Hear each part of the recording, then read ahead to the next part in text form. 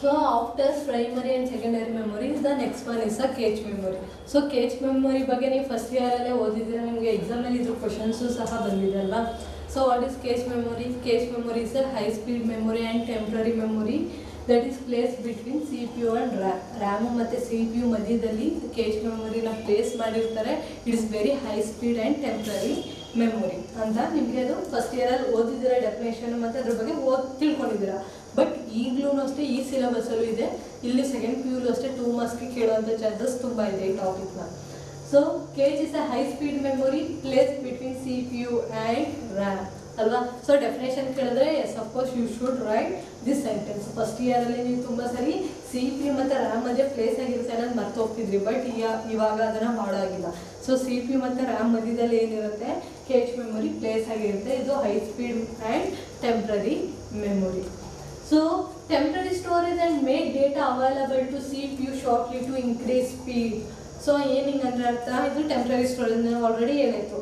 And it make a data available to a CPU shortly ಅಂದರೆ ಏನರ್ಥ, CPUಗೆ ಬೇಗ ಡೇಟಾ ಸಿಗೋ ಥರ ಮಾಡೋದು ಯಾವುದು ಕೇಜ್ ಮೆಮೊರಿ. ಈಗ CPU ಪ್ರೊಸೆಸ್ ಏನೋ ವರ್ಕ್ ಮಾಡ್ತಾಯಿದೆ, ಪ್ರೊಸೆಸರ್ ಏನು ಮಾಡ್ತಿದೆ, ಈಗ ಏನೋ ಕ್ಯಾಲ್ಕುಲೇಷನ್ ಅಥವಾ ಏನೋ ಪ್ರೊಸೀಜರ್ನ ಮಾಡ್ತಾ ಇದೆ. ಸೊ ಇದಕ್ಕೆ ಏನು ಬೇಕು, ತಕ್ಷಣ ಡೇಟಾ ಬೇಕು. ಸೊ ಅವಾಗ ಈಗ ಏನು ಮಾಡ್ತಾರೆ, ಕೇಜಲ್ಲಿ ಅದರ ಡೇಟಾ ಇರುತ್ತೆ. ಇವಾಗ ನೀವು ಏನು ಟೈಪ್ ಮಾಡ್ತೀರಲ್ಲ ಆ ಕೀಬೋರ್ಡಲ್ಲಿ ಫಸ್ಟ್ ABCD ಅಥವಾ ಏನು ನೀವು ವರ್ಡ್ ಅಥವಾ ಲೆಟರ್ ಅಥವಾ ನಂಬರ್ಸ್ ಏನು ಟೈಪ್ ಮಾಡಿದ್ರು ಫಸ್ಟ್ ಎಲ್ಲೋ ಸ್ಟೋರ್ ಆಗುತ್ತೆ, ಅಂದರೆ ಅದು ಕೇಜ್ ಮೆಮೊರಿಲೇ ಸ್ಟೋರ್ ಆಗೋದು, ಡೈರೆಕ್ಟಾಗಿ ರ್ಯಾಮ್ಗೆ ಹೋಗಲ್ಲ. ಫಸ್ಟು ಕೇಜ್ ಮೆಮೊರಿ ಸ್ಟೋರ್ ಆಗುತ್ತೆ. ಕೇಜ್ ಮೆಮೊರಿ ಏನು ಮಾಡುತ್ತೆ, ಅದನ್ನು ತಗೋಗಿ ರ್ಯಾಮಲ್ಲಿ ಸ್ಟೋರ್ ಮಾಡುತ್ತೆ. ಇದೇನು ಮಾಡುತ್ತೆ, ಅದು ಯಾವಾಗ ರ್ಯಾಮಲ್ಲಿ ಸ್ಟೋರ್ ಮಾಡುತ್ತೆ ಕೇಜ್ ಮೆಮೊರಿ ಅಂದರೆ ಯಾವಾಗ CPU ಕೇಜ್ ಮೆಮೊರಿ ಹತ್ರ ಡೇಟಾನ ತಗೊಳ್ಳಿಲ್ಲ ಅಂದಾಗ ಸ್ವಲ್ಪ ಹೊತ್ತು ವೆಯ್ಟ್ ಮಾಡುತ್ತೆ. CPU ಕೇಜ್ ಮೆಮೊರಿ ಅಂದರೆ ಡೇಟಾ ಸೇವ್ ಮಾಡೋದು ಕೇಳುತ್ತೆ ಅಂತ. ಅಕಸ್ಮಾತ್ CPU ಕೇಜ್ ಮೆಮೊರಿಗೆ ಡೇಟಾ ನಂಗೆ ಬೇಕು ಅಂತ ಕೇಳಲಿಲ್ಲ ಅಂದರೆ ಏನು ಮಾಡುತ್ತೆ, ಕೇಜ್ ಮೆಮೊರಿ ಆ ಡೇಟಾನ ತಗೋಗಿ ರ್ಯಾಮ್ಗೆ ಸ್ಟೋರ್ ಮಾಡುತ್ತೆ. ಹಾಗೆ ನೆಕ್ಸ್ಟ್ ಬರೋ ಡೇಟಾನ ಸ್ಟೋರ್ ಮಾಡಿಕೊಂಡು ಅದೇ ಥರ ಮಾಡ್ತಿರುತ್ತೆ. ಈ CPU ಏನು ಮಾಡುತ್ತೆ, ಪ್ರೊಸೆಸರು ಫಸ್ಟ್ ಏನು ಮಾಡುತ್ತೆ, ಅದಕ್ಕೆ ಎಲ್ಲೋ ಒಂದು ಡೇಟಾ ಬೇಕು ಈಗ ಪ್ರೊಸೆಸ್ ಮಾಡೋದಕ್ಕೆ.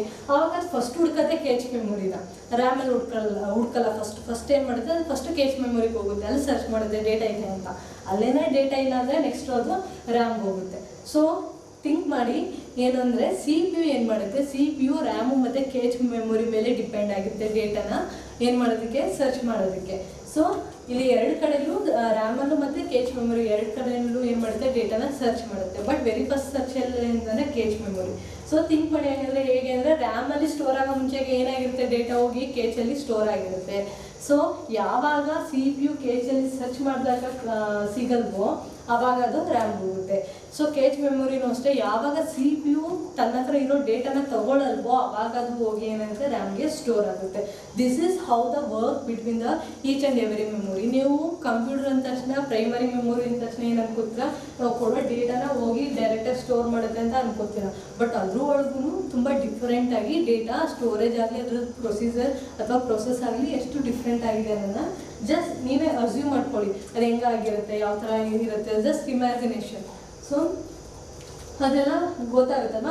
And it's a very expensive, so it is a small in size. Obviously ನಿಮ್ಗೆ ಆಲ್ರೆಡಿ ನಾ ಹೇಳಿದೆ, SRAM ಹೇಳ್ಬೇಕಾದ್ರೆ SRAM ಏನಾಗಿರುತ್ತೆ, ಕೇಜ್ ಮೆಮೊರಿ ಒಳಗೆ ಪ್ಲೇಸ್ ಆಗಿರುತ್ತೆ. SRAM is a very high speed memory because it is a small in size. So ಅಂದರೆ cache ಮೆಮೊರಿನೂ ಅಷ್ಟೇ, ಈಗ SRAM ಅಷ್ಟು ಚಿಕ್ಕದು, ಅದನ್ನು ಎಲ್ಲಿ ಕೇಜ್ ಮೆಮೊರಿ ಒಳಗೆ ನಾವು ಪ್ಲೇಸ್ ಮಾಡಿರ್ತೀವಿ. So it is very small in size, so it is a very expensive. ಇದು ಸೈಜು ಎಷ್ಟರಲ್ಲಿ ವೇರಿಯಸ್ ಆಗಿರುತ್ತೆ ಅಂದರೆ 256 KB to 2 MB, ಅಂದರೆ 256 KB ಇಂದ 2 MB ತನಕ ಏನಾಗಿರುತ್ತೆ, ಅದು ಸೈಜ್ ಇರುತ್ತೆ ಅಷ್ಟೇ. ಅದಕ್ಕೆ 2 MBಗಿಂತ ಜಾಸ್ತಿ ಸೈಜ್ ಇರಲ್ಲ. So this the diagram of the cage memory. So ಇದು ನೋಡಿ ಯಾವ ಥರ ಇರುತ್ತೆ ಅಂದರೆ, ಕೇಜ್ ಚಿಪ್ ಯಾವ ಥರ ಇರುತ್ತೆ ಅಂದರೆ ಈ ಥರ ಇರುತ್ತೆ. ಆ್ಯಕ್ಚುಲಿ ಸ್ಮಾಲ್ ಇನ್ ಸೈಜ್, ನಿಮ್ಗೆ ಗೊತ್ತಾಗಲಿ ಅಂತ ಇದು ದೊಡ್ಡದಾಗೆ ತೋರಿಸಿರೋದು. ಬಟ್ ಇದು ಎಲ್ಲಿ ಪ್ಲೇಸ್ ಆಗಿರುತ್ತೆ ಅಂದರೆ CPU ಮತ್ತು ಮೇನ್ ಮೆಮೊರಿ ಮಧ್ಯದಲ್ಲಿ ಪ್ಲೇಸ್ ಆಗಿರುತ್ತೆ, ಯಾವುದು ಕೇಜ್ ಮೆಮೊರಿ. ಸಮ್ಟೈಮ್ಸ್ ಏನಾಗಿರುತ್ತೆ ಅಂದರೆ ಕೇಜ್ ಮೆಮೊರಿ ಈ ಪ್ರೊಸೆಸರ್ ಒಳಗೆ ಇರುತ್ತೆ, ಅಂದರೆ CPU ಒಳಗೇನೆ. ಈಗ ನಾವು ಏನು ಇಂಟೆಲ್ ಪ್ರೊಸೆಸರ್ ನೋಡ್ತೀರಾ ಅದರೊಳಗೆ ಕೇಜ್ ಮೆಮೊರಿನ ಪ್ಲೇಸ್ ಮಾಡಿರ್ತಾರೆ. ಅದು ತುಂಬ ಇದಕ್ಕಿಂತ ಹೈ ಸ್ಪೀಡ್ ಆಗಿ ವರ್ಕ್ ಆಗುತ್ತೆ. ಸೊ ಇದರಲ್ಲಿ ಆ್ಯಕ್ಚುಲಿ ಕೇಜ್ ಮೆಮೊರಿ ನಿಮಗೆ ಟೈಪ್ ಸಿಗುತ್ತೆ, L1 L2 L3 ಅಂದರೆ level 1, level 2, level 3. So sometimes ಏನು ಮಾಡಿರ್ತಾರೆ ಅಂದರೆ ಪ್ರೊಸೆಸರ್ ಒಳಗೇ ಕೇಚ್ ಮೆಮೊರಿನ ಪ್ಲೇಸ್ ಮಾಡಿರ್ತಾರೆ, ಅದು ಇದಕ್ಕಿಂತ ಹೈ ಸ್ಪೀಡ್ ಆಗಿರುತ್ತೆ. ಸಮ್ಟೈಮ್ಸ್ ಇನ್ ಕೇಸ್ ಅದಾಗಲಿಲ್ಲ ಅಂದಾಗ ಮಾತ್ರ ಅದನ್ನೇ ಸಪ್ರೇಟ್ ಚಿಪ್ ತಂದು CPU ಮತ್ತು ರ್ಯಾಮ್ ಮಧ್ಯದಲ್ಲಿ ಪ್ಲೇಸ್ ಮಾಡ್ತಾರೆ. RAM is nothing but main memory. ನಿಮ್ಗೆ ಆಲ್ರೆಡಿ ಹೇಳಿದ್ದೀನಲ್ವ, ರ್ಯಾಮ್ ಅಂದರೆ ಮೇನ್ ಮೆಮೊರಿ ಅಂತ. ಸೊ ಅದನ್ನು ಪ್ಲೇಸ್ ಮಾಡ್ತಾರೆ. ಬಟ್ CPU ಒಳಗೆ ನಾವು ಇನ್ಸ್ಟಾಲ್ ಮಾಡಿದ್ರೆ ಕೇಚ್ ಮೆಮೊರಿ ತುಂಬ ಹೈ ಸ್ಪೀಡಲ್ಲಿ ವರ್ಕ್ ಆಗುತ್ತೆ. ಮೆಮೊರಿ ಇದು CPU ಮತ್ತು ರ್ಯಾಮ್ ಮಧ್ಯದಲ್ಲಿ ಇದು ಮಾಡಿದ್ರೆ ಅದು ಹೈ ಸ್ಪೀಡಾಗೆ ವರ್ಕ್ ಆಗುತ್ತೆ. ನಿಮ್ಗೆ ಇಲ್ಲಿ ಇದೆ ನೋಡಿ, ತುಂಬ ಹೈ ಸ್ಪೀಡಾಗಿ ವರ್ಕ್ ಆಗುತ್ತೆ. ಜೊತೆಗೆ ಏನಕ್ಕೆ ಅಂದರೆ ಅದು ತುಂಬ small in size and very expensive ಅಂತ ಹೇಳಿದ್ದೀನಲ್ವ, ಇದು ಹೈ ಸ್ಪೀಡಾಗೆ ವರ್ಕ್ ಆಗುತ್ತೆ.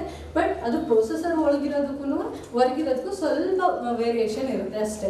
ಬಟ್ ಯೂಶ್ವಲಿ ನಿಮ್ಗೆ ಏನಾದ್ರು ಕೇಚ್ ಮೆಮೊರಿದು ಡಯಾಗ್ರಾಮ್ ಬರೀರಿ ಅಂದರೆ ಇದೇ ಥರ ಏನೋ ಔಟ್ ಆಫ್ ದ ಪ್ರೊಸೆಸರಲ್ಲೇ ತೋರಿಸೋದು. ಯಾಕಂದರೆ ತುಂಬ ರೇರ್. ಈಗ ನಾವು ಏನು Core i7 ಎಲ್ಲ ಯೂಸ್ ಮಾಡ್ತೀವಲ್ಲ, ಅಂಥದ್ರಲ್ಲಿ ತುಂಬ ರೇರ್ ಆಗಿ ಮಾತ್ರ ಪ್ರೊಸೆಸರ್ ಒಳಗೇನೆ ಕೇಚ್ ಮೆಮೊರಿನ ಪ್ಲೇಸ್ ಮಾಡಿರ್ತಾರೆ.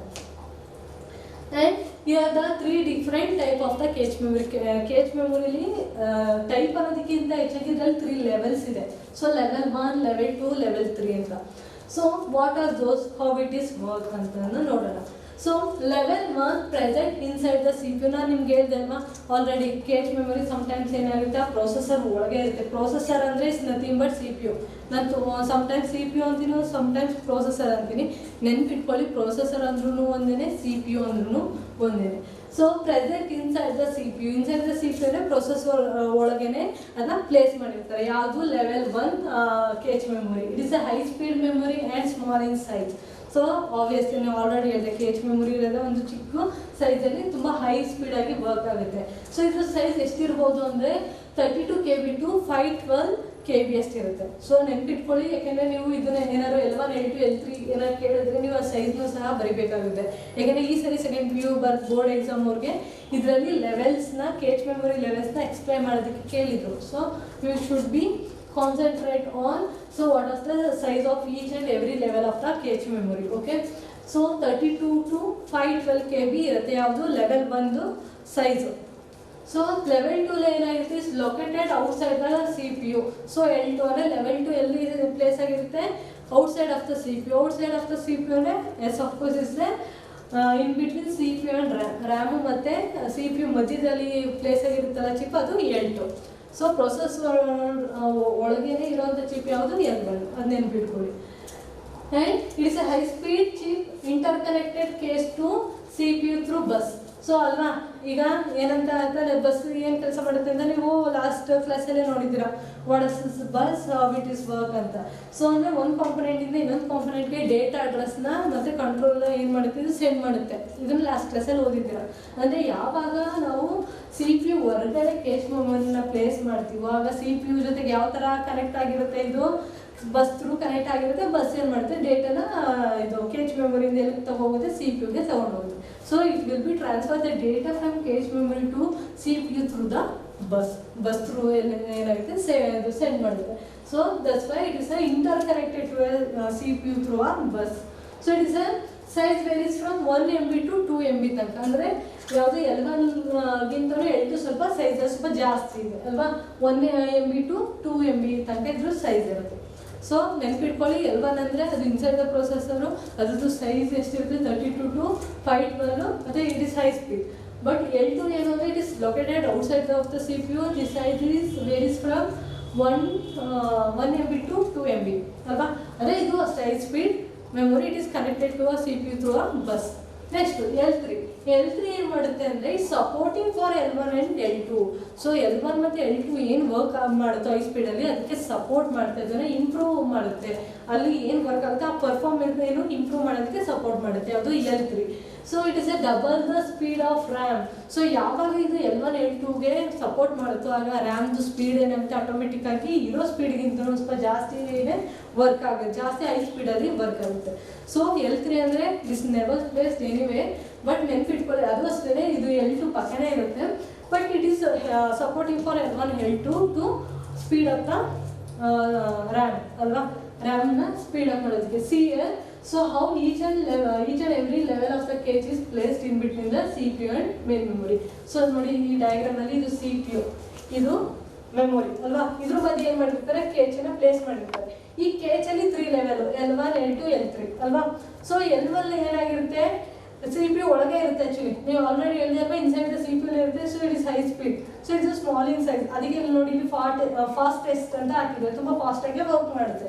ಸೊ L2 ಏನಾಗಿರುತ್ತೆ, CPU ಮತ್ತು ಮೆಮೊರಿ ಪ್ಲೇಸ್ ಅಂದರೆ ಔಟ್ಸೈಡ್ ಆಫ್ ದ CPU ಇರುತ್ತೆ. ಸೊ ಇದು ಫಾಸ್ಟಾಗಿ ವರ್ಕ್ ಮಾಡುತ್ತೆ, ಬಟ್ ಸೈಜ್ ಮತ್ತು ಇದಕ್ಕಿಂತ ಇದು ಸ್ವಲ್ಪ ಜಾಸ್ತಿ ಇದೆ. ನೋಡಿದ್ರೆ ನಿಮ್ಗೆ ಗೊತ್ತಾಗುತ್ತೆ. ಅದಕ್ಕೋಸ್ಕರ ಏನು ಮಾಡಿದೆ ಅಂದರೆ ಸೈಜನ್ನ ವೇರಿಯೇಷನ್ ಮಾಡಿರೋದು.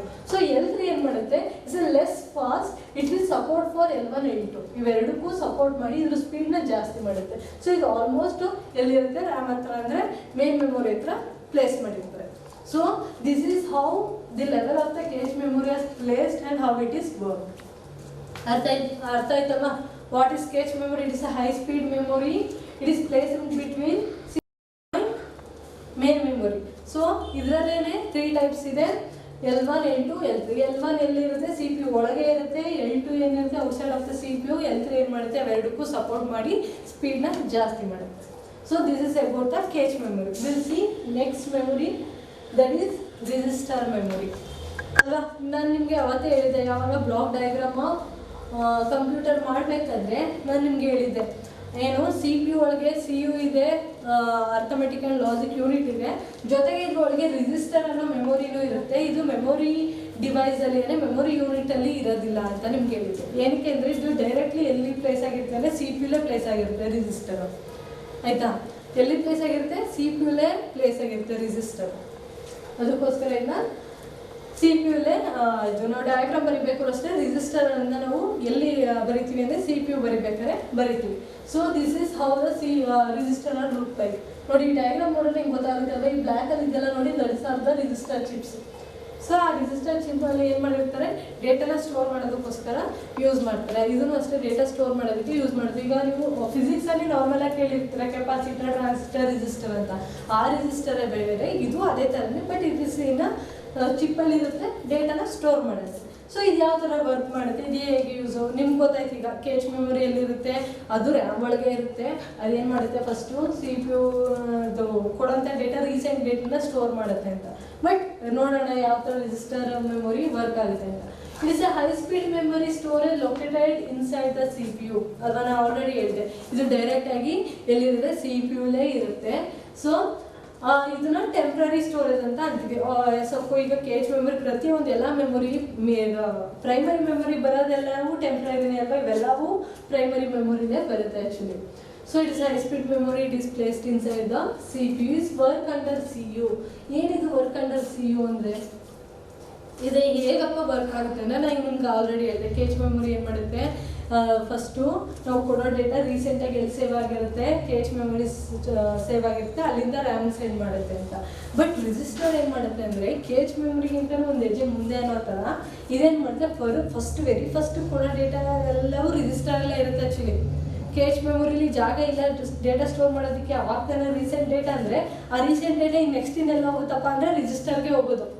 ಆಯಿತಾ, ರಿಜಿಸ್ಟರ್ಗೆ ಹೋಗುತ್ತೆ, ಅಲ್ಲಿ ಸೇವ್ ಆಗಿರುತ್ತೆ. ಇದು ಯಾವ್ದು ಕಂಟ್ರೋಲಲ್ಲಿ ವರ್ಕ್ ಆಗ್ತಿರುತ್ತೆ ಅಂದರೆ ಕಂಟ್ರೋಲ್ ಯೂನಿಟಲ್ಲಿ, ಅದ್ರ ಅಂಡರಲ್ಲಿ ಇದು ವರ್ಕ್ ಆಗ್ತಿರುತ್ತೆ. ಸೊ ಅದನ್ನ ನೆನಪಿಟ್ಕೊಳ್ಳಿ, it is a work under CU. CU ಅಂದರೆ ಕಂಟ್ರೋಲ್ ಯೂನಿಟ್ ಏನು ಮಾಡ್ತಿರುತ್ತೆ, ಇದನ್ನು ಕಂಟ್ರೋಲ್ ಮಾಡ್ತಿರುತ್ತೆ. ಇದು ಯಾವಾಗ ವರ್ಕ್ ಆಗೋದು ಅಂದರೆ ಅದರ ಅರ್ಥಮೆಟಿಕ್ ಆಪರೇಷನ್ಸ್ ಬಂದಾಗ, ಈಗ ಯಾವುದೋ ಕ್ಯಾಲ್ಕುಲೇಷನ್ ಮಾಡಬೇಕು ಅಂತ ಇಟ್ಕೊಳ್ಳಿ, ಯಾವುದೋ ಅರ್ಥಮೆಟಿಕ್ ಆಪರೇಷನ್ ಮಾಡಬೇಕು ಅಂತ ಇಟ್ಕೊಳ್ಳಿ.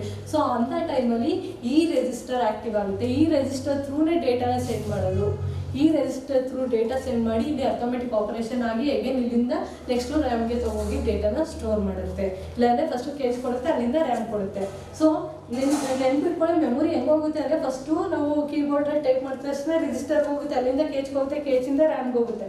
ಸೊ ಈ ರಿಜಿಸ್ಟರ್ನ ಜಾಸ್ತಿ ಯಾಕೆ ಮೆನ್ಷನ್ ಮಾಡಲ್ಲ ಅಂದರೆ, ಇದು ಬರೀ ಆಟೋಮೆಟಿಕ್ ಆಪರೇಷನ್ನ ಮಾತ್ರ ಯೂಸ್ ಮಾಡೋದ್ರಿಂದ ಇದು ಜಾಸ್ತಿ ಪ್ರಾಮಿನೆನ್ಸ್ ಇಲ್ಲ ಎಷ್ಟು ಕೇಚ್ ಮೆಮೊರಿ ಮತ್ತು ರ್ಯಾಮ್ ಮೆಮೊರಿಗಿಂತ. ಸೊ ಇದು ಜಸ್ಟ್ ತಿಳ್ಕೊಳ್ಳಿ ಅಂತ ಕೊಟ್ಟಿದ್ದಾರೆ. So register is high speed memory, is place inside the CPU and is work under the control unit. It is a temporary memory and perform the arithmetic and logical operation. So how the register chip are look like. ಗೊತ್ತಾಯ್ತಾ, ಇದು register memory. So this is end with the memory topic. So memory topic ಇವತ್ತು ಏನು start ಮಾಡಿದ್ರೆ ಇಲ್ಲಿಗೆ ಈ memory topic end ಆಯಿತು. So primary memory ಗೊತ್ತಾಯಿತು, secondary memory ಗೊತ್ತಾಯಿತು, ಕೇಚ್ ಮೆಮೊರಿ ಗೊತ್ತಾಯಿತು, ಜೊತೆಗೆ ರಿಜಿಸ್ಟರ್ ಮೆಮೊರಿ ಗೊತ್ತಾಯಿತು. ಸೊ ಕಂಪ್ಯೂಟರಲ್ಲಿ ಇಷ್ಟು ಮೆಮೊರಿ ಬಿಟ್ಟರೆ ಇನ್ನು ಯಾವ ಮೆಮೊರೀಸು ಇಲ್ಲ. So we'll see next there is a power supply. So last topic in the first chapter. First ಚಾಪ್ಟರಲ್ಲಿ ಲಾಸ್ಟ್ ಟಾಪಿಕ್ ಯಾವುದು ಅಂದರೆ ಪವರ್ ಸಪ್ಲೈ. ಇವಾಗೆಲ್ಲ ನಾವು ನೋಡ್ತೀವಲ್ಲ ವೆರಿ ಚಾಪ್ಟರ್ ಸ್ಟಾರ್ಟ್ ಆದಾಗ ಎಲ್ಲಿಂದ ಸ್ಟಾರ್ಟ್ ಆಯ್ತು ಇದು ವಾಟ್ ಇಸ್ ಕಂಪ್ಯೂಟರ್ ಅನ್ನೋದ್ರ ಸ್ಟಾರ್ಟ್ ಆಗಿ ಅದ್ರದ್ದು ಟರ್ಮ್ಸ್ ಏನು ಅಂತ ಗೊತ್ತಾಗಿ ಅಲ್ಲಿಂದ ಬ್ಲಾಕ್ ಡಯಾಗ್ರಾಮ್ ಗೊತ್ತಾಗಿ ಅಲ್ಲಿಂದ ನಾವು ಮದರ್ ಬೋರ್ಡ್ ಬಂದು ಮದರ್ ಬೋರ್ಡಲ್ಲಿ ಏನೇನು ಕಾಂಪೊನೆಂಟ್ಸ್ ಇರುತ್ತೆ, ಅದು ಫೀಚರ್ಸ್ ಏನು, ಅದು ಕ್ಯಾರೆಕ್ಟರಿಸ್ಟಿಕ್ಸ್ ಏನು, ಅದು ಕಾಂಪೊನೆಂಟ್ಸ್ ಏನು ಅಂತ ಎಲ್ಲ ತಿಳ್ಕೊಂಡು ನೆಕ್ಸ್ಟ್ ಮೆಮೊರಿಗೆ ಬಂದು ಮೆಮೊರಿ ಯಾವ ಟೈಪ್ಸು ಅದ್ರಲ್ಲಿ ಯಾವ ಥರ ವರ್ಕ್ ಆಗುತ್ತೆ. ಸೊ ಇಷ್ಟೆಲ್ಲ ಆದಮೇಲೆ ಕೊನೆಯಲ್ಲಿ ಇರೋದು ಯಾವುದು ಪವರ್ ಸಪ್ಲೈ ಯಾವ ಥರ ಆಗುತ್ತೆ. ಇಷ್ಟು ವರ್ಕ್ ಆಗಬೇಕಂದ್ರೆ ನಮಗೆ ಪವರೇ ಬೇಕೇ ಬೇಕಲ್ಲ, ಅಲ್ಲಿ ಪವರ್ ಸಪ್ಲೈ ಮಾಡಿದ್ರೇ ಕಂಪ್ಲೀಟಾಗಿ ಮದರ್ ಬೋರ್ಡ್ ರನ್ ಆಗೋದು, ಇಲ್ಲಾಂದರೆ ರನ್ ಆಗಲ್ಲ. So this is one important topic, but ಒಂಥರ ಇದು ಅಷ್ಟು ಇಂಪಾರ್ಟೆನ್ಸ್ ಅಲ್ಲದೆ ಇದ್ರೂ ಒಂಥರ ಇಂಪಾರ್ಟೆಂಟ್ ಇದೆ. So what is SMP-S? Power ಸಪ್ಲೈಲಿ ಫಸ್ಟ್ ಬರೋದೇ SMP-S. ಏನು ಪವರ್ ಸಪ್ಲೈಲಿ 2 ಟೈಪ್ಸ್ ಬರುತ್ತೆ, ಯಾವುದು ಒಂದು SMP-S ಇನ್ನೊಂದು UPS. ಸೊ ನಾವು ಜಾಸ್ತಿ SMP-S ಯೂಸ್ ಮಾಡ್ತೀವಿ. SMP-S ಏನಾದ್ರು ಇದಾಗಲಿಲ್ಲ ಅಂದರೆ ನಾರ್ಮಲ್ ಪವರ್ ಇಲ್ಲ ಅಂದಾಗ ನಾವು UPSನ ಯೂಸ್ ಮಾಡ್ತೀವಿ. ಏನದು SMP-S ಅಂದರೆ ಸ್ವಿಚ್ ಮೋಡ್ ಪವರ್ ಸಪ್ಲೈ ಅಲ್ಲ. ನೀವು ನೋಡಿರ್ತೀರಿ ಡಯಾಗ್ರಾಮ್ ನೋಡಿದ್ರೆ ನಿಮ್ಗೆ ಗೊತ್ತಾಗುತ್ತೆ SMP-S ನೀವು ನೋಡಿರ್ತೀರ ಅಂತ. ಯಾಕೆಂದರೆ ನೀವು CPU ನೋಡಿದ್ರೆ CPU ಹಿಂದೆ ಇದೇ ಥರ ಕಾಣಿಸೋದು. ಫಸ್ಟ್ ಇಲ್ಲಿ ಏನಿರ್ತಾನೆ ಫ್ಯಾನ್ ಇರುತ್ತೆ, ಫ್ಯಾನ್ ರನ್ ಆಗ್ತಿರುತ್ತೆ. ನಿಮ್ಗೆ ಗೊತ್ತು ಸಿಸ್ಟಮ್ ಆನ್ ಆದಾಗ ನಿಮಗೆ ಒಂದು ಸೌಂಡ್ ಕೇಳಿಸ್ತಾ ಇರುತ್ತೆ ಫ್ಯಾನ್ ರನ್ ಆಗೋದು ಅಲ್ವಾ. So that is a power supply. ಅಲ್ಲೊಂದು ಒಳಗೆ ಬ್ಯಾಟ್ರಿ ಇರುತ್ತೆ. ಸೊ ಏನಕ್ಕೆ ಫ್ಯಾನ್ ಕೊಟ್ಟಿರ್ತಾರೆ ಅಂದರೆ ಬ್ಯಾಟ್ರಿ ತುಂಬ ಹೀಟ್ನ ಪ್ರೊಡ್ಯೂಸ್ ಮಾಡ್ತಾ ಇರುತ್ತೆ. ಸೊ ಅದನ್ನು ಕೂಲ್ ಮಾಡೋದಕ್ಕೋಸ್ಕರ ಈ ಫ್ಯಾನ್ ಕೊಟ್ಟಿರ್ತಾರೆ ಅಲ್ವಾ. ನೀವು ಲ್ಯಾಪ್ಟಾಪ್ ಯೂಸ್ ಮಾಡಬೇಕು ಅಷ್ಟೇ, ಅದ್ರ ಕೆಳಗೂ ಫ್ಯಾನ್ ಇರುತ್ತೆ. ಯಾಕೆಂದರೆ ಆ ಬ್ಯಾಟ್ರಿ ಪಕ್ಕದಲ್ಲೇ ಆಗ್ಲೂ ಫ್ಯಾನ್ ಇರುತ್ತೆ. ಯಾಕೆಂದರೆ ಬ್ಯಾಟ್ರಿ ಹೀಟ್ ಆಗ್ತಾ ಇರುತ್ತೆ, ಅದನ್ನು ಕೂಲ್ ಮಾಡೋಕ್ಕೋಸ್ಕರ ಫ್ಯಾನ್ ಇಟ್ಟಿರ್ತಾರೆ. ಸೊ ಈ ಪವರ್ ಸಪ್ಲೈ ಏನಪ್ಪ ಮಾಡುತ್ತೆ ಅಂದರೆ ಫಸ್ಟು ಏನು ಮಾಡುತ್ತೆ, it converts AC to DC power. ಏನಂದರೆ ಈಗ ನಾವು ಏನಿಲ್ಲಿ ನಮ್ಮ ಮನೆಯಲ್ಲೆಲ್ಲ ಯೂಸ್ ಮಾಡ್ತೀವಲ್ಲ ಮಾಮೂಲಿ ಲೈಟ್ ಹಾಕೋದಕ್ಕಾಗಲಿ ಅಥವಾ ಫ್ಯಾನ್ ಹಾಕೋದಕ್ಕೆ TV ಹಾಕೋದಕ್ಕೆ. ಸೊ ಈ ಪವರೆಲ್ಲ ಏನಪ್ಪ ಅಂದರೆ it is A alternate current. ನೀವು 10th ಓದಿರ್ತೀರಲ್ವ, AC DC ಎಲ್ಲ ಓದಿರ್ತೀರ. ಸೊ ನಾವು ಮನೆಯಲ್ಲೆಲ್ಲ ಯೂಸ್ ಮಾಡೋ ಕರೆಂಟ್ ಏನು AC ಕರೆಂಟ್ ಅಂದರೆ ಆಲ್ಟರ್ನೇಟ್ ಕರೆಂಟ್. ಅಲ್ಲಿ ಡೈರೆಕ್ಟ್ ಕರೆಂಟ್ ಸಪ್ಲೈ ಆಗಲ್ಲ, ಅದು ಸ್ವಲ್ಪ ಮಾಡಿಫೈ ಆಗಿ ಆಲ್ಟರ್ ಆಗಿ ಬರೋಂಥ ಕರೆಂಟ್ನ ನಾವು ಆಲ್ಟರ್ ಕರೆಂಟ್ ಅಂತ ಅಂತೀವಿ. ಸೊ ಆಲ್ಟರ್ನೇಟ್ ಕರೆಂಟ್ ಅಂತ ಅಂತೀವಿ, ದಟ್ಸ್ AC ಕರೆಂಟ್. ಸೊ ನಮ್ಮ ಕಂಪ್ಯೂಟರ್ಗೆ ಬೇಕಾಗಿರೋದು AC ಕರೆಂಟ್ ಎಲ್ಲ. ಯಾಕೆಂದರೆ ಅಷ್ಟು ನಿಧಾನವಾಗಿ ಆಲ್ಟರ್ನೇಟ್ ಆಗಿ ಕರೆಂಟ್ ಸಪ್ಲೈ ಆದರೆ ಕಂಪ್ಯೂಟರ್ ಫಾಸ್ಟಾಗಿ ವರ್ಕ್ ಆಗಲ್ಲ. ಸೊ ನಮ್ಮ ಕಂಪ್ಯೂಟರ್ಗೆ ಏನು ಬೇಕು, ಡೈರೆಕ್ಟ್ ಕರೆಂಟ್ ಬೇಕು, ಬೇಗ ಫಾಸ್ಟಾಗಿ ಒಂದು ಸ್ವಲ್ಪ ಹೈ ಸ್ಪೀಡ್ ಇರಬೇಕು, ವೋಲ್ಟೇಜ್ ಸ್ವಲ್ಪ ಜಾಸ್ತಿ ಇರಬೇಕು. AC ವೋಲ್ಟೇಜ್ ಕಮ್ಮಿ, ಯಾವುದರಲ್ಲಿ DC ವೋಲ್ಟೇಜ್ ಜಾಸ್ತಿ. ಸೊ ಅದಕ್ಕೋಸ್ಕರ ನಾವು ಏನು ಮಾಡ್ತೀವಿ, ಕಂಪ್ಯೂಟರ್ಗೆ DC ಕರೆಂಟ್ ಬೇಕು, ವೋಲ್ಟೇಜ್ ಜಾಸ್ತಿ ಬೇಕು ಅಂತ ಅಂದ್ಬಿಟ್ಟು ಈ SMP-S ಏನು ಮಾಡುತ್ತೆ ಅಂದರೆ ಯಾವಾಗ ನೀವು SMP-Sನ ನಮ್ಮದು ನಾರ್ಮಲ್ ಸಾಕೆಟ್ಗೆ ನೀವು ಕನೆಕ್ಟ್ ಮಾಡ್ತೀರಾ, ಆ SMP-Sಗೆ ಕನೆಕ್ಟ್ ಮಾಡ್ತೀರಾ. ಇಲ್ಲಿಂದ ಏನಾಗುತ್ತೆ, ನೆಕ್ಸ್ಟ್ CPU-ಗೆ ಪವರ್ ಸಪ್ಲೈ ಮಾಡುತ್ತೆ. ಅಂದರೆ ಅಲ್ಲಿ ನಮ್ಮ ಸಾಕೆಟಿಂದ ಏನು AC ಕರೆಂಟ್ ಇದಕ್ಕೆ ಸಪ್ಲೈ ಆಗುತ್ತೋ ಇಲ್ಲಿ ಏನು ಮಾಡ್ತಿದ್ದು ಕನ್ವರ್ಟ್ ಮಾಡುತ್ತೆ. ACಯಿಂದ DCಗೆ ಕನ್ವರ್ಟ್ ಮಾಡಿ ಆ DC ಕರೆಂಟ್ನ ಏನು ಮಾಡುತ್ತೆ ಕಂಪ್ಲೀಟ್ ಕಂಪ್ಯೂಟರ್ಗೆ ಸೆಂಡ್ ಮಾಡುತ್ತೆ. ಅಲ್ಲಿಂದ ನಮಗೆ DC ಕರೆಂಟಿಂದ ಕಂಪ್ಲೀಟಾಗಿ ರನ್ ಆಗುತ್ತೆ ಯಾವುದು computer. So this contain power card plug and cooling fan. ಅಂದರೆ ಪವರ್ ಕಾರ್ಡ್ ಅಂದರೆ ಬ್ಯಾಟ್ರಿ ಇರುತ್ತೆ, ಜೊತೆಗೆ ಫ್ಯಾನ್ ಇರುತ್ತೆ ಅಂತ ಹೇಳಿದೆ ಅಲ್ವಾ. ಫ್ಯಾನ್ ಏನಕ್ಕೆ ಇರುತ್ತೆ, ಬ್ಯಾಟ್ರಿ ಹೀಟ್ ಅಪ್ ಆಗ್ತಾ ಇರುತ್ತೆ. ಈಗ DC ಕರೆಂಟ್ ರನ್ ಆಗಬೇಕಾದ್ರೆ ಆಬ್ವಿಯಸ್ಲಿ ಅದು ವೋಲ್ಟೇಜ್ ಜಾಸ್ತಿ ಇರೋದ್ರಿಂದ ಬ್ಯಾಟ್ರಿ ಏನಾಗುತ್ತೆ ತುಂಬ ಹೀಟ್ ಆಗ್ತಾ ಇರುತ್ತೆ, ಅದಕ್ಕೆ ಫ್ಯಾನ್ ರನ್ ಆಗ್ತಾ ಇರುತ್ತೆ ಕೂಲ್ ಮಾಡೋದಕ್ಕೋಸ್ಕರ. ಈಗ ನಿಮ್ಮ ಲ್ಯಾಪ್ಟಾಪ್ನ ನೀವು CPU ನೋಡೋಕ್ಕಾಗಲ್ಲ, ಅದು ಹೀಟ್ ಎಷ್ಟಾಗಿರ್ತದೆ. ಬಟ್ ಲ್ಯಾಪ್ಟಾಪಲ್ಲಿ ನೋಡ್ಬೋದು, ನೀವು ಯೂಸ್ ಮಾಡಬೇಕಾದ್ರೆ ಕೆಳಗೆ ಕೈ ಇಟ್ಟರೆ ನಿಮ್ಗೆ ಗೊತ್ತಾಗುತ್ತೆ ಅದು ಎಷ್ಟು ಹೀಟ್ ಇರುತ್ತೆ ಅಂತ. ಅದು ಫ್ಯಾನ್ ರನ್ ಆಗಿ ಕೂಡ ಏನೋ ರನ್ ಆಗಲಿಲ್ಲ ಅಂದರೆ ಏನಾಗುತ್ತೆ, ಅದು ಬ್ಲಾಸ್ಟ್ ಆಗೋಂಥ ಚಾನ್ಸಸ್ ಇರುತ್ತೆ. ಯಾವ ಥರ ಕೇಸಸ್ ತುಂಬಾ ಆಗಿದೆ ಅಲ್ವಾ. ಅಂದರೆ ನಾನು ಜನ್ರೇಷನ್ ಆಫ್ ಕಂಪ್ಯೂಟರ್ ಮಾಡಬೇಕಾದ್ರು ಹೇಳಿದೆ, ವೆರಿ ಫಸ್ಟ್ ಜನ್ರೇಷನಲ್ಲಿ ಏನು ಮಾಡ್ತಾಯಿದ್ರು, ಬಿಲ್ಡಿಂಗ್ ಅಷ್ಟು ಕಂಪ್ಯೂಟರ್ ಇರ್ತಿತ್ತು ದೊಡ್ಡದಾಗೆ, ವ್ಯಾಕ್ಯೂಮ್ ಟ್ಯೂಬ್ಸ್ ಎಲ್ಲ ಇರ್ತಿತ್ತು, 1 ಎಕರಷ್ಟು ಕಂಪ್ಯೂಟರ್ ದೊಡ್ಡದಾಗಿರ್ತಿತ್ತು. ಏನಕ್ಕೆ ಅಂತಂದರೆ ಅಲ್ಲಿ ಸ್ಪೇಸಿಂಗ್ ಜಾಸ್ತಿ ಬೇಕಿತ್ತು. ಯಾಕೆಂದರೆ ಅವಾಗ ಯೂಸ್ ಮಾಡ್ತಿರೋ ಕಾಂಪೊನೆಂಟ್ಸು ಸಖತ್ತು ದೊಡ್ಡದಿತ್ತು, ಹೀಟ್ ಜಾಸ್ತಿ ಪ್ರೊಡ್ಯೂಸ್ ಆಗ್ತಿತ್ತು ಅಂತ. ಸೊ ಅದೆಲ್ಲ ಹೇಳಿದಲ್ವ, ಅದೇ ಥರ ಇಲ್ಲೂ ವರ್ಕ್ ಆಗುತ್ತೆ. ಬಟ್ ಇದೆಲ್ಲ ಚಿಕ್ಕದಾಗಿರೋದ್ರಿಂದ ಏನಾಗುತ್ತೆ, ಕಾಂಪೊನೆಂಟ್ ಸೈಜ್ ಅಷ್ಟೇ ಕಮ್ಮಿ ಆಗಿದೆ, ಬಟ್ ಹೀಟ್ ಪ್ರೊಡ್ಯೂಸರ್ ಆಗೋದೆಲ್ಲ ಜಾಸ್ತಿನೇ ಇರುತ್ತೆ. And it need more than 300 watts. So ಈಗ ನಾವು ಏನು ವ್ಯಾಟ್ಸ್ ಅಂತ ಕರಿತೀವೋ ಅಂದರೆ ಇದು ವ್ಯಾಟ್ಸಲ್ಲಿ ಲೆಕ್ಕ ಹಾಕಿದ್ರೆ ನಮಗೆ 300 ವ್ಯಾಟ್ಸ್ಗಿಂತಲೂ ಜಾಸ್ತಿ ಬೇಕು. ಅಂದರೆ 450 to 500 ವ್ಯಾಟ್ಸ್ ಬೇಕು ಯಾವುದಕ್ಕೆ, ಕಂಪ್ಯೂಟರನ್ನು ಬೇಕು ಅಂದರೆ. ಅದು ವೋಲ್ಟೇಜ್ ಅಂತ ಹೋದ್ರೆ, ನೀವು ವೋಲ್ಟ್ಸಲ್ಲಿ ಅಂತ ಹೋದರೆ ಇದಕ್ಕೆ ಎಷ್ಟು ಬೇಕಾಗುತ್ತೆ ಅಂದರೆ ಈಗ 230 ವೋಲ್ಟ್ಸ್ ಇನ್ AC 230 ವೋಲ್ಟ್ ಅಂತಂದರೆ ಅದನ್ನು ಎಲ್ಲಿ ಕನ್ವರ್ಟ್ ಮಾಡುತ್ತೆ ಅಂದರೆ 5 to 12 DC ವೋಲ್ಟ್ಗೆ ಕನ್ವರ್ಟ್ ಮಾಡುತ್ತೆ. 5 to 12 ಡಿ ಸಿ ವೋಲ್ಟ್ಗೆ ಕನ್ವರ್ಟ್ ಮಾಡ್ತಾರೆ. ನೆನ್ಪಿಟ್ಕೊಳ್ಳಿ, ಎ ಸಿಲಿ 230 ವೋಲ್ಟ್ಸ್ ಇದೆ ಅಂದರೆ ಡಿ ಸಿಲಿ 5 to 12 ವೋಲ್ಟ್ಸ್ನ ಕನ್ವರ್ಟ್ ಮಾಡುತ್ತೆ.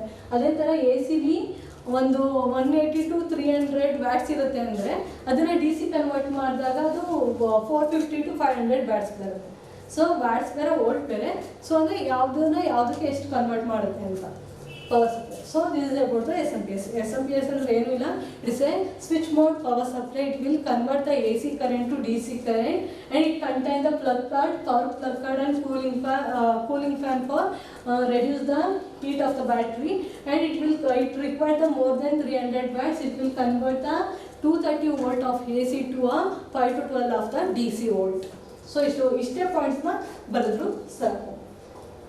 And next is a UPS. UPS ಅಂದರೆ ಆಬ್ವಿಯಸ್ಲಿ ನಿಮಗೆಲ್ಲ ಗೊತ್ತಿರುತ್ತೆ, ಬಟ್ ಅದು ಎಕ್ಸ್ಪ್ರೆಷನ್ ಗೊತ್ತಿರಲ್ಲ. UPS ಹೆಂಗಿರುತ್ತೆ, ಹೆಂಗೆ ಯೂಸ್ ಮಾಡ್ತೀವಿ ಅನ್ನೋದು ಮಾತ್ರ ಗೊತ್ತಿರೋದು. So UPS is a uninterruptible power supply. Interruptible ಅಂದ್ರೇನು? ಡಿಸ್ಟರ್ಬ್ ಮಾಡೋದು ಅಂತ. ಅನ್ಇಂಟರಪ್ಟೆಡ್ ಅಂದರೆ ಡಿಸ್ಟರ್ಬೇ ಮಾಡೋದಿಲ್ಲ ಅಲ್ವಾ. ಅಂದರೆ ಇವಾಗ ನೀವೇನೋ ಕಂಪ್ಯೂಟರಲ್ಲಿ ವರ್ಕ್ ಮಾಡ್ತಿರ್ತೀರ, ಕರೆಂಟ್ ಇದ್ದಿದ್ದಂಗೆ ಪವರ್ ಆಫ್ ಆಗುತ್ತೆ. ಸೊ ಅವಾಗ ಏನಾಗುತ್ತೆ, ನಿಮ್ಮದು ಕಂಪ್ಯೂಟರ್ ಏನು ರನ್ ಆಗ್ತಿರುತ್ತೆ ಅದು ಅಲ್ಲಿಗೆ ಸ್ವಿಚ್ ಆಫ್ ಆಗುತ್ತೆ. ಸೊ ಅಲ್ಲಿ ಏನಾಯಿತು, ನೀವು ವರ್ಕ್ ಮಾಡ್ತಿರೋದಕ್ಕೆ ಸಮಥಿಂಗ್ ಡಿಸ್ಟರ್ಬ್ ಆದಂಗೆ ಫೀಲ್ ಆಯ್ತಲ್ವಾ. ಸೊ ಅದನ್ನು ನಿಮ್ಮ ವರ್ಕಿಂಗ್ನ ಡಿಸ್ಟರ್ಬ್ ಆಗ್ದಂಗೆ ಆ ವರ್ಕ್ನ ಅದೇ ಥರ ಕಂಟಿನ್ಯೂಸ್ ಆಗಿ ಮಾಡೋಕ್ಕೆ ಸಪೋರ್ಟ್ ಮಾಡೋದಕ್ಕೆ ಏನು ಇದೆ, ಇದು UPS ಇದೆ. ಅದಕ್ಕೆ ಇದನ್ನ ಅನ್ಇಂಟರಪ್ಟಬಲ್ ಪವರ್ ಸಪ್ಲೈ ಅಂತ ಕರಿತೀವಿ. So it as a battery to maintain a power. Obviously ಅಲ್ವಾ, ಮನೆಯಲ್ಲೆಲ್ಲ UPS ಇರುತ್ತೆ. ಏನಕ್ಕೆ ಯೂಸ್ ಮಾಡ್ತೀರಾ? ಪವರ್ ಹೋದಾಗ ಮನೆಗೆ ಪವರ್ ಬೇಕಾಗುತ್ತೆ, ಅದನ್ನು ಸಪ್ಲೈ ಮಾಡೋದಕ್ಕೋಸ್ಕರ ನೀವು UPSನ ಯೂಸ್ ಮಾಡ್ತೀರ. So it is a maintaining for power. ಅಂದರೆ ಪವರ್ ಇಲ್ಲ ಅಂದಾಗ ಪವರ್ ಮೇಂಟೈನ್ ಮಾಡೋದಕ್ಕೋಸ್ಕರ ಇಲ್ಲೊಂದು ಬ್ಯಾಟ್ರಿನ ಯೂಸ್ ಮಾಡ್ತೀವಿ. That is a UPS. It keeps computer running for few hours ಅಲ್ವಾ. ಎಲ್ಲಿ ತನಕ ಇದು ರನ್ ಆಗುತ್ತೆ ಅಂದರೆ 1 hour ಇಲ್ಲ ಫ್ಯೂ ಸೆಕೆಂಡ್ಸ್ ಇಲ್ಲ ಫ್ಯೂ ಅವರ್ಸು ರನ್ ಆಗುತ್ತೆ ಅಲ್ಲವಾ. ಮನೇಲಿ ಏನಾದ್ರು UPS ಇದ್ದರೆ ಪವರ್ ಹೋದರೆ 1 hour ಪವರ್ ಹೋದರೆ 1 hour ತನಕ ನಿಮಗೆ UPS ಬರುತ್ತೆ. ಸೊ ಮೋರ್ ದೆನ್ 1 hour ಹೋದರೆ ಚಾರ್ಜ್ ಆಗಿರಲಿಲ್ಲ ಅಂದರೆ ಅದೇನಾಗುತ್ತೆ, ಅಲ್ಲೇ ಸ್ಟಕ್ ಆಗುತ್ತೆ. ಅಂದರೆ ಇದೇನಂದರೆ ಒಂದು ಈಗ ನಿಮ್ಗೆ ಗೊತ್ತು, ಕಂಪ್ಯೂಟರ್ನ ಸಡನ್ನಾಗಿ ಸ್ವಿಚ್ ಆಫ್ ಮಾಡಬಾರ್ದು, ಕರೆಕ್ಟಾಗಿ ಶಟ್ ಡೌನ್ ಮಾಡಬೇಕು. ಇಲ್ಲಾಂದರೆ ಅದಕ್ಕೆ ಏನಾಗುತ್ತೆ, ವರ್ಕಿಂಗ್ ಪ್ರೋಸೆಸ್ಸು ಇದು ಡಿಸ್ಟರ್ಬ್ ಆಗಿ ಏನಾಗುತ್ತೆ, ಅಲ್ಲಿ ಪ್ರಾಬ್ಲಮ್ ಆಗುತ್ತೆ ಅಂತ. ಸೊ ಅಟ್ಲೀಸ್ಟ್ ನೀವು ಪವರ್ ಆಫ್ ಆದಾಗ UPS ಇದ್ದರೆ ನೀವು ಕರೆಕ್ಟಾಗಿ ಪವರ್ ಹೋಗಿದೆ ಅಂದ್ಬಿಟ್ಟು ಶಟ್ ಡೌನ್ ಮಾಡ್ತೀವಿ. ಅಂದರೆ ಅಲ್ಲಿ ಪ್ರೊಸೀಜರ್ ಏನಾಗುತ್ತೆ ಕರೆಕ್ಟಾಗಿ ಫಾಲೋ ಆಗುತ್ತೆ ಅಲ್ವಾ. ಸೊ ಈ ಥರ ಅಂದರೆ ನಾವೇನೋ ಅರ್ಜೆಂಟಾಗಿ ಏನೋ ಅಪ್ಲಿಕೇಶನ್ ಆಗ್ತಿರ್ತೀವಿ, ಆ ಥರ ಏನಾದ್ರು ತುಂಬ ಇಂಪಾರ್ಟೆಂಟ್ ಕೆಲಸ ಮಾಡ್ಬೇಕಾದ್ರೆ ಪವರ್ ಆಫ್ ಆದರೆ UPS ನಮಗೆ ಹೆಲ್ಪ್ ಮಾಡುತ್ತೆ ಕಂಪ್ಯೂಟರ್ ವರ್ಕ್ ಮಾಡೋದಕ್ಕೆ ಅಲ್ವಾ. ಸೊ ಈ ಥರ ತುಂಬ ಹೆಲ್ಪ್ ಮಾಡೋದಕ್ಕೆ ಯಾವುದಕ್ಕೆ ಈ ಥರ ಅನದರ್ ಪವರ್ ಸಪ್ಲೈಯರ್ ಅಂತಾನೆ ಅನ್ಬೋದು ಕಂಪ್ಯೂಟರ್ಗೆ. That is a UPS. So in UPS there is a 2 types. ಯಾವುದು? ಆಫ್ಲೈನು, ಆನ್ಲೈನ್ UPS ಇರುತ್ತೆ. ಸೊ ಇದರಲ್ಲೂ ಅಷ್ಟೇ 2 types ಇರುತ್ತೆ. ಇದು ಗೊತ್ತಿರಲ್ಲ ಯಾರಿಗೂ, ಎಲ್ಲರಿಗೂ UPS ಅಂದ್ರೇನು, ಹಿಂಗೆ ವರ್ಕ್ ಆಗುತ್ತೆ ಅಂತ ಗೊತ್ತಿರುತ್ತೆ. ಬಟ್ ಅದು ಯಾವ ಥರ ವರ್ಕ್ ಆಗುತ್ತೆ, ಅದರಲ್ಲಿ ಡಿಫ್ರೆಂಟ್ ಏನು ಅನ್ನೋದು ಮಾತ್ರ ಗೊತ್ತಿರಲ್ಲ. That is a difference. Types. That is a offline UPS ಮತ್ತು ಆನ್ಲೈನ್ UPS. ಏನದು offline online? Offline stand by UPS ಅಂತಲೂ ಕರೀತಾರೆ. Offline UPS is also called as a standby UPS. This monitors power line. ಅಂದರೆ ಈ UPS ಏನು ಮಾಡುತ್ತೆ ಅಂದರೆ, ಈಗ ಏನಾಗುತ್ತೆ, ನಿಮ್ಮ ಮನೆ ಪವರ್ ಆಫ್ ಆಗುತ್ತೆ, UPS ಸೌಂಡ್ ಮಾಡುತ್ತೆ, ಒಂಥರ ಸೌಂಡ್ ಮಾಡುತ್ತಲ್ವ. ಸೊ ಅದನ್ನು ಆನ್ ಆಗೋದಕ್ಕೆ ಒಂದು ಫ್ಯೂ ಸೆಕೆಂಡ್ಸ್ ತೊಗೊಳುತ್ತಲ್ವ. UPS ಆನ್ ಆಗೋದಕ್ಕೆ ಫ್ಯೂ ಸೆಕೆಂಡ್ಸ್ ತೊಗೊಳುತ್ತೆ. ಆ ಟೈಮಲ್ಲಿ ಏನಾಗುತ್ತೆ, ಪವರ್ ಕೊಲ್ಯಾಪ್ಸ್ ಆಗ್ಬೋದು. ಈಗ ಸಡನ್ನಾಗಿ ಪವರ್ ಬಂದು ಆ ಪವರ್ಗೆ ಈ ಪವರ್ಗೂ ಕೊಲ್ಯಾಪ್ಸ್ ಆಗ್ಬೋದು. ಸೊ ಇದೇನಂತೆ ಪವರ್ ಲೈನ್ನ ಮಾನಿಟರ್ ಮಾಡ್ತಿರುತ್ತೆ, ಅದು ಆಫ್ಲೈನ್ UPS.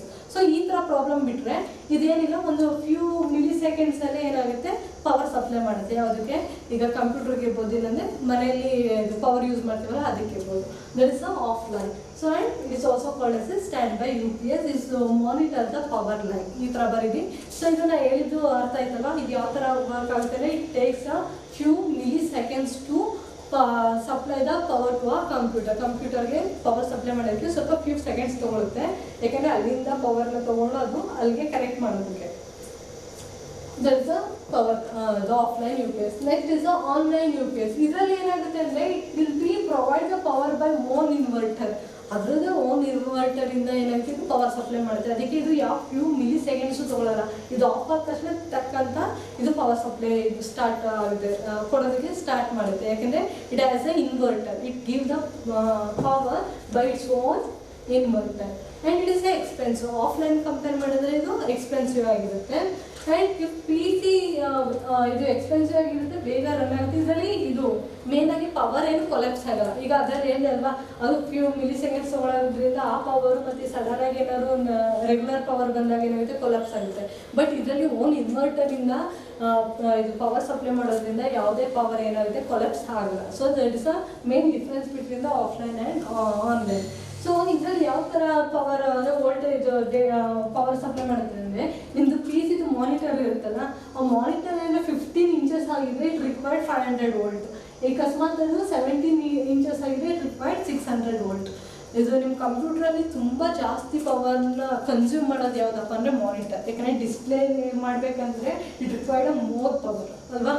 ಅಂದರೆ ವೀಡಿಯೋ ಎಲ್ಲ ಡಿಸ್ಪ್ಲೇ ಮಾಡಬೇಕಂದ್ರೆ ಅದೆಲ್ಲ ಹೈ ಸ್ಪೀಡಲ್ಲಿ ವರ್ಕ್ ಆಗಬೇಕು ಅಂದರೆ obviously it required more current. So 15 inches ಇದ್ದರೆ ಅದೇನಾಗುತ್ತೆ 500 ವೋಲ್ಟಲ್ಲಿ ಏನೋ ವೋಲ್ಟೇಜ್ ಬೇಕಾಗುತ್ತೆ, ಡೇಟಾ ಬೇಕಾಗುತ್ತೆ. ಇದ್ರೆ 17 ಇಂಚಸ್ ಏನಾದ್ರು ಮಾನಿಟರ್ ಇದ್ರೆ ರಿಕ್ವೈರ್ಡ್ 600 ವೋಲ್ಟ್. ಸೊ ಥಿಂಕ್ ನಿಮ್ಮ ಮನೆಯಲ್ಲ ಟಿ ವಿ ಎಲ್ಲ 43 ಇಂಚಸ್ಸು 64 ಇಂಚಸ್ ಎಲ್ಲ ಟಿ ವಿ ತೊಗೋತೀರಾ ಅಂದರೆ ಥಿಂಕ್ ಮಾಡೋದಕ್ಕೆಲ್ಲ ಎಷ್ಟು ಪವರ್ ಬೇಕು ಅಂತ, ಅದು ಎಷ್ಟು ಕನ್ಸ್ಯೂಮ್ ಮಾಡುತ್ತೆ ಅಂತ. ಇದರಲ್ಲಿ ಎಷ್ಟು ಕನ್ಸ್ಯೂಮ್ ಮಾಡುತ್ತೆ ಅಂದರೆ ಅದರಲ್ಲಿ ಇನ್ನೂ ಜಾಸ್ತಿನೇ ಕನ್ಸ್ಯೂಮ್ ಮಾಡುತ್ತೆ. So this is the difference between offline and online.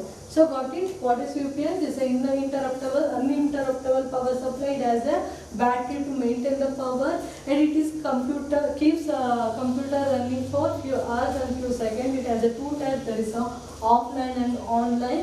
So offline is also called as a standby UPS. It will be monitor the power line. It may be a collapse the power.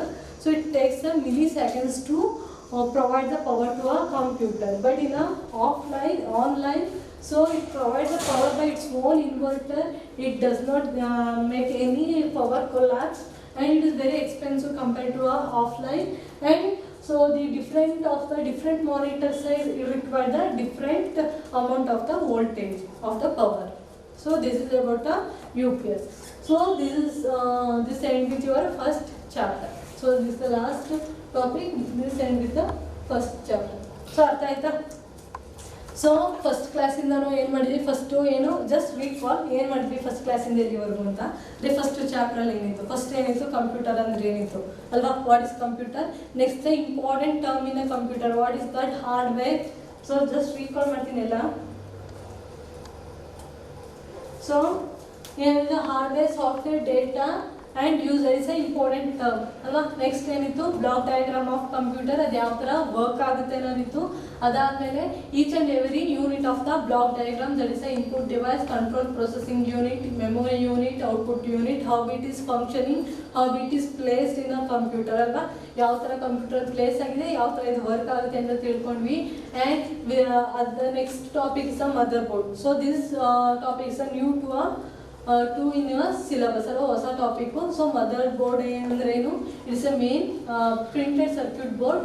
So it is a complete ಏನೇನಿರುತ್ತೆ, C P U, memory, expansion slot, bus, video controller, so ಎಲ್ಲ component ಮದರ್ ಬೋರ್ಡಲ್ಲಿ ಇರುತ್ತೆ. And characteristics of motherboard, what are those, that is form factor, chipset, processor. So okay, these are the characteristics of motherboard. Form factor ಅಲ್ಲಿ ಏನು ಬರುತ್ತೆ, this is geometrical representation. ಅಂದರೆ ಮದರ್ಬೋರ್ಡ್ ಯಾವ ಥರ ಕಾಣಿಸುತ್ತೆ ಅನ್ನೋದನ್ನ ಎಕ್ಸ್ಪ್ಲೈನ್ ಮಾಡೋದು ಯಾವುದು, ಫಾರ್ಮ್ ಫ್ಯಾಕ್ಟರು. ಚಿಪ್ಸೆಟ್ ಅಂತಂದರೆ ಸೊ ಇದೇನು ಮಾಡುತ್ತೆ, ಪ್ರೊಸೆಸರ್ನ ಏನು ಕನೆಕ್ಟ್ ಮಾಡೋದಕ್ಕೆ ಇರುತ್ತಲ್ಲ ಅದು ಚಿಪ್ಸೆಟ್. ಅಂದರೆ ಯಾವ ಥರ ಪ್ರೊಸೆಸರ್ ಇರುತ್ತೆ, ಅದು ಯಾವ ಥರ ಡೇಟಾನ ಕೋಆರ್ಡಿನೇಟ್ ಮಾಡುತ್ತೆ, ಟ್ರಾನ್ಸ್ಫರ್ ಮಾಡುತ್ತೆ ಬೇರೆ ಬೇರೆ ಕಾಂಪೊನೆಂಟ್ಗೆ ಡೇಟಾ ಅನ್ನೋದ್ರ ಬಗ್ಗೆ ಇದೆ.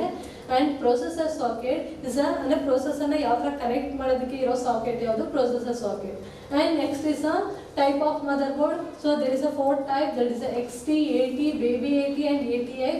In a XT motherboard, extended technology motherboard is a old generation motherboard, and AT is the advanced technology motherboard. Each and everything I have explained. So just you go through all that point, just recall what I have done in the last classes. And the next one is a baby AT motherboard. So what are the feature in that? So ನಾನು already ಎಲ್ಲರೂ explain ಮಾಡಿದ್ದೀನಿ, just recall ಮಾಡಿ ಅಲ್ಲಿರೋ points ಎಲ್ಲ note out ಮಾಡ್ಕೊಳ್ಳಿ. ಅದನ್ನು ನಿಮಗೆ notes ಬೇಕು ಅಂದರೆ ನಾನು ಅದು ಗ್ರೂಪಲ್ಲಿ ನನ್ನ ಸಾಫ್ಟ್ ಕಾಪಿ ಇದೆ ನೋಟ್ಸ್, ಅದನ್ನು ಸೆಂಡ್ ಮಾಡ್ತೀನಿ. So once you done with these classes, just study or read that notes, so you get complete the idea of this chapter. So ಈ ಚಾಪ್ಟರ್ ಬಗ್ಗೆ ಎಲ್ಲವೂ ತಿಳ್ಕೊಂಡಂಗಾಗುತ್ತೆ. ನೀವು ಯಾವಾಗ ನಾನು ನೋಟ್ಸ್ ಕೊಟ್ಟಾಗ ಓದ್ತಿರಲ್ಲ ಅವಾಗ ನಿಮ್ಗೆ ಗೊತ್ತಾಗುತ್ತೆ. And the next one is ATX motherboard, that is advanced technology extended. So next topic is the general structure of motherboard. ಅಂದರೆ ಅದು ಯಾವ ಥರ ಸ್ಟ್ರಕ್ಚರ್ ಇದೆ, ನಾರ್ತ್ ಬ್ರಿಡ್ಜ್ ಅಂದ್ರೇನು, ಸೌತ್ ಬ್ರಿಡ್ಜ್ ಅಂದ್ರೇನು.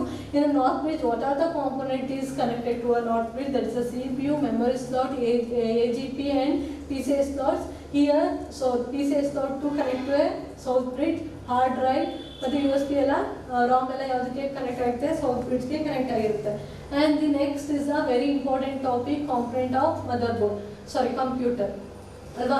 ಕಂಪ್ಯೂಟರ್ ಅಂತಾದ್ರು ಅನ್ಬೋದು, ಇಲ್ಲಾಂದರೆ motherboard, component of motherboard actually ಇದು, ಅದನ್ನು ಚೇಂಜ್ ಮಾಡ್ಕೊಳ್ಳಿ, component of motherboard. So it contains processor, CPU, BIOS, CMOS slot, disk control, input output port and transfer bus. So ಈ ಕ್ವಶನ್ನ 5 marks ಕೇಳ್ಬೋದು. ಇದರಲ್ಲಿ ಅಕಸ್ಮಾತ್ ಇಲ್ಲಾಂದರೆ ಇದರಲ್ಲಿ ಒಂದು ಟಾಪಿಕ್ನ 5 ಮಾರ್ಕ್ಸ್ ಕೇಳ್ಬೋದು ಅಂತ ಹೇಳಿದ್ದೀನಿ. ಸೊ ಪ್ರೊಸೆಸರ್ ಅಂದರೆ CPU, BIOS basic input output system, ಅದು ಯಾವ ಥರ ವರ್ಕ್ ಆಗುತ್ತೆ. And CMOS complementary metal oxide semiconductor. And slots, in slots there is a different type, ISA, PCI. ISA means industry standard architecture, PCI means peripheral component interconnect, AGP means accelerated graphic port and RAM slots and processor slot. So next component is a disk controller. It has the 2 types, hard disk controller, floppy disk controller. And next topic is the input output port and interface. It has a number of ports, serial port, parallel port, USB, PS2, IDE, AGP, VGA, modem, Ethernet, MI, DI. So next, the last component of the motherboard is a bus, and in a bus there is a 2 types, internal bus and external bus. In internal bus has a compresses the 3 variety of the bus, that is a data bus, address bus and control bus. The next topic is a memory. So what is memory? What is the type of memory? There is a primary memory and secondary memory. In a primary memory there is a 2 different types, that is a RAM and ROM. So in a what is RAM memory? In a RAM there is a different type, there is a static memory, static RAM, SRAM and DRAM, dynamic RAM, SDRAM and DDR RAM. So next ROM, so read only memory. And what's the difference between RAM and ROM? And the next one is a secondary memory. So what are the secondary memory devices and how it is work? And what's the difference between the primary memory and secondary memory? And next one is a cache memory. What is cache memory? So how it is work, how it is placed in a computer, sorry, in motherboard. And what are the different level of the cache memory? L1, L2, L3 is nothing but level 1, level 2, level 3. So how it is work, how it is differ from each other. And the last memory is a register memory. So how it is different from cache memory and RAM. So the last topic of this chapter, there is a power supply. In a power supply 2 types, there is a SMPS and UPS. And SMPS, how it works, how it look like, and how the SMPS is placed in a motherboard. And what is UPS? What is the difference between different type of the UPS, that is offline and online. So this is end with the first chapter. Just go through that. So ಈ classes ಆದಮೇಲೆ ನಿಮಗೆ soft copy notes ಇದೆ, ಬೇಕಂದ್ರೆ ನಿಮಗೆ WhatsApp ಗ್ರೂಪಲ್ಲಿ ಹಾಕ್ತೀನಿ, ಅದರಲ್ಲಿ ಓದಿ. ಬಟ್ ನನಗೆ ನೆಕ್ಸ್ಟು ನಿಮ್ಮ ರೆಗ್ಯುಲರ್ ಕ್ಲಾಸ್ ಆದಾಗ ಇದನ್ನು ನಾನು ರಿಪೀಟ್ ಮಾಡ್ತೀನಿ ಈ ಕ್ಲಾಸಸ್ನ. ಅಂದರೆ ಈ ಕ್ಲಾಸನ್ನು ನಾನು ಮಾಡಿದ್ರು ಕೂಡ ಅದಕ್ಕಿಂತ ಮುಂಚೆ ನಾನು ಕೇಳ್ತೀನಿ ಕ್ವಶನ್ಸು, ನೀವೆಲ್ಲ ರೆಡಿಯಾಗಿರ್ಬೇಕು ಇದಕ್ಕೆಲ್ಲ ಆನ್ಸರ್ ಮಾಡೋದಕ್ಕೆ. ನೀವೇನಾದ್ರು ಆನ್ಸರ್ ಮಾಡಿದ್ರೆ ನಾನು ನೆಕ್ಸ್ಟ್ ಕ್ಲಾಸಲ್ಲಿ, ಅಂದರೆ ರೆಗ್ಯುಲರ್ ಕ್ಲಾಸಲ್ಲಿ ಇದನ್ನು ರಿಪೀಟ್ ಮಾಡೋದು. ನೀವೇನು ಓದೇ ಇಲ್ಲ, ವಿಡಿಯೋ ನೋಡಿದ್ದು ಕೇಳಿಸ್ಕೊಂಡಿಲ್ಲ, ನಾನು ಕೊಟ್ಟಿರೋ ನೋಟ್ಸು ಓದಿಲ್ಲ ಅಂದರೆ I won't repeat this class. You have to study yourself. So ನೀವೇ ಓದ್ಕೋಬೇಕಾಗುತ್ತೆ, ಆಯಿತಾ? ಸೊ ಅದಕ್ಕೋಸ್ಕರ ನಾನು ಕೊಡೋ ನೋಟ್ಸ್ನ ಓದ್ಕೊಳ್ಳಿ, ಈ ವಿಡಿಯೋನ ಕರೆಕ್ಟಾಗಿ ಕಾನ್ಸಂಟ್ರೇಟ್ ಮಾಡಿ ನೋಡಿ, ಕರೆಕ್ಟಾಗಿ ಪಾಠನ ಕೇಳಿ. ಅರ್ಥ ಆಗಲಿಲ್ಲ ಅಂದರೆ ಗ್ರೂಪಲ್ಲಿ ಡಿಸ್ಕಷನ್ ಮಾಡಿ, ನಾನು ಅಲ್ಲಿ ಪ್ರಾಬ್ಲಮ್ ಸಾಲ್ವ್ ಮಾಡ್ತೀನಿ. Okay, take care and study well.